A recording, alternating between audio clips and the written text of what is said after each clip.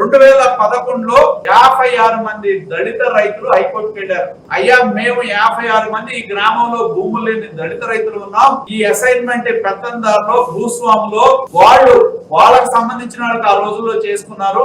మాకు కూడా భూమిని పంచండి అని చెప్పి హైకోర్టుకి వెళ్తే హైకోర్టు స్పష్టమైన ఆర్డర్ ఇవ్వడం జరిగింది. ఆ 9 మందితో పాటు ఈ 56 మందిని కూడా పరిగణలోకి తీసుకొని మీరు వాళ్ళకి అసైన్మెంట్ చేయండి అని చెప్పి హైకోర్టు ఆర్డర్ ఇచ్చినా కూడా దాన్ని అమలు చేయనప్పుడు తిరిగి మళ్ళీ వాళ్ళు హైకోర్టుకి వెళ్ళారు. హైకోర్టులో 4 కేసులు ఉన్నాయి. మరి ఎప్పుడైతే ప్రభుత్వం ఈ యొక్క ఆర్డినెన్స్ ఇచ్చిందో అప్పటికప్పుడు పోలీసులను ప్రయోగించారు. ఎమ్మెల్యే కిలారి వెంకటరోసయ్య, అలాగే అధికార పార్టీకి సంబంధించిన ఎంపీటీ శ్రీనివాసరావు అనే వ్యక్తి అనమలపూడి గ్రామానికి సంబంధించిన ఆయన వీళ్ళందరూ కూడా ఎవరైతే పేదలు 56 మంది కోర్టుకు వెళ్లారో వాళ్ళని పిలిపించి బెదిరించి మీరు కోర్టులో కనుక కేసులు విత్డ్రా చేసుకోకపోతే మిమ్మల్ని జైల్లో వేస్తాం, బొక్కలో వేస్తాం, తంతాం, మిమ్మల్ని మీ మీద కేసులు పెట్టి లోన్ వేస్తామని చెప్పి బెదిరిస్తే అయినా అప్పటికి కొంతమంది లొంగల, కొంతమంది భయపడి సంతకాలు పెట్టారు. 56 మంది సంతకాలు పెట్టాల. కానీ అధికార యంత్రాంగం, రెవెన్యూ యంత్రాంగం, జిల్లా కలెక్టర్ కుమ్మక్కవటం మూలన